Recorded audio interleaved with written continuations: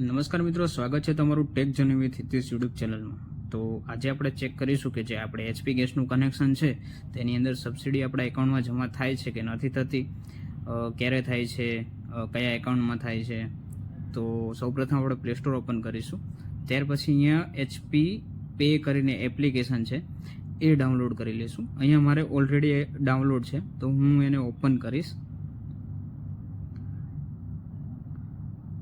ત્યાર પછી અહીંયા તમારે જો એકાઉન્ટ બનાવેલું ના હોય તો તમારે એકાઉન્ટ બનાવી લેવાનું છે। મારે અહીંયા ઓલરેડી બનાવેલ છે તો હું એમપિન નાખી લોગિન કરી લઈશ।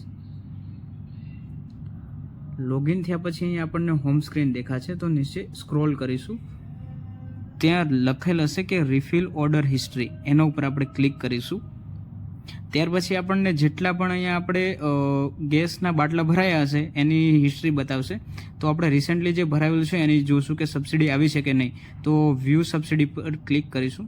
ત્યાર પછી અહીંયા આપણને બતાવશે કે કેટલી સબસિડી જમા થઈ છે, કઈ તારીખે થઈ છે, પછી રિમાર્ક બતાવશે કે પેમેન્ટ ડન થયું છે કે નહીં।